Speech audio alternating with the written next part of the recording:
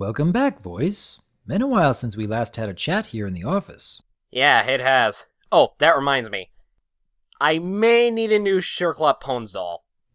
Ah, yes. I hope that you at least found it helpful in calming some of your more frustrated outbursts. Well, actually, that's why I wanted to come back for another session. Doc, do you think I accentuate the negative too much? I suppose I've seen far worse both within and without the community, and overall I'd say you keep a fairly consistent balance. Though I can't say there have been too many other patients who have required me to completely replace all my office furniture. May I ask why you've been thinking about this topic as of late? Well, it was my recent collaboration with Golden Fox on Appaloosa's Most Wanted.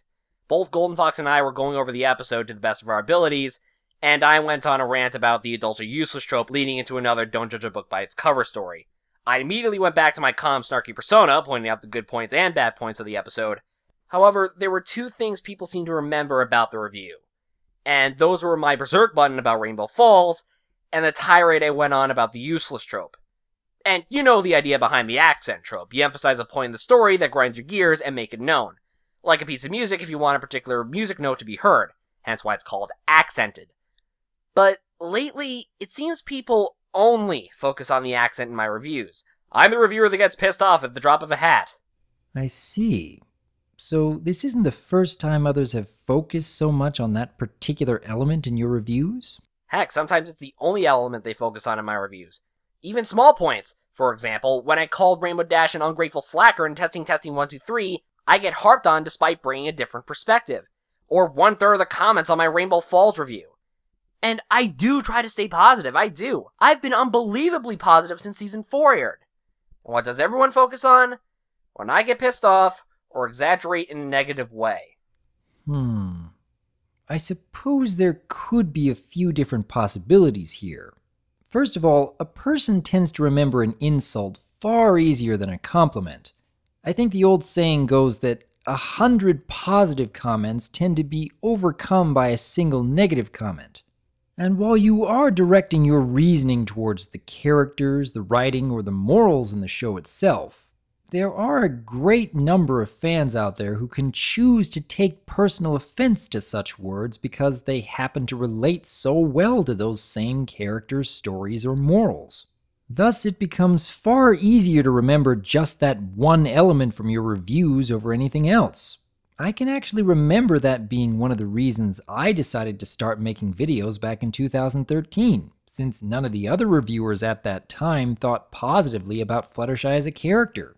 Yet at the same time, I sincerely doubt that the majority of your audience sees your exaggerated rants as the sole reason they keep watching your reviews.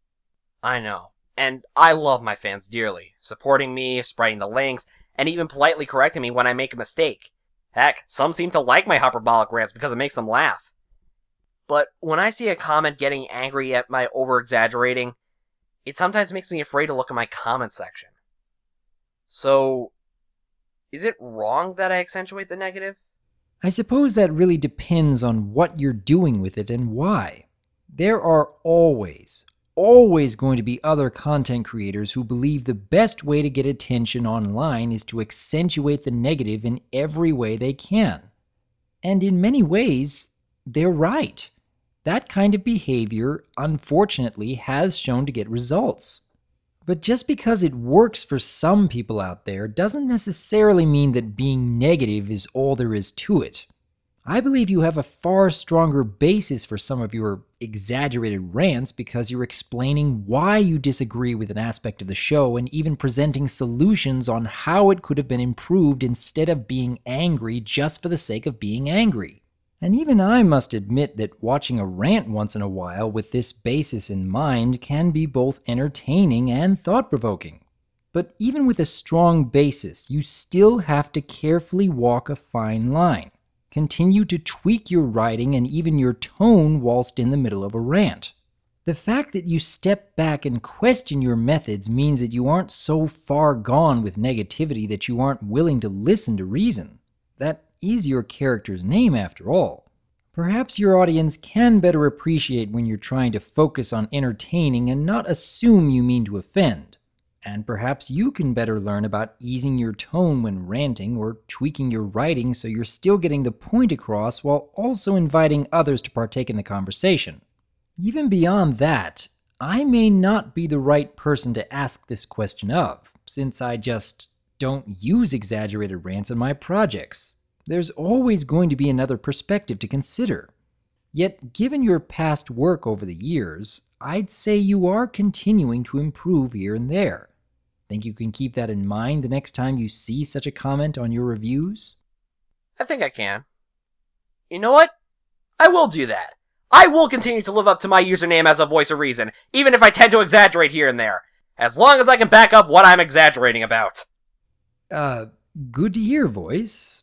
Is there anything else I can assist you with today? I think that's all. Now, if you excuse me, I'm off to do some target practice with KP. See you on the battlefield! Maybe all that time spent out in the Badlands has been helping voice a lot more than I thought.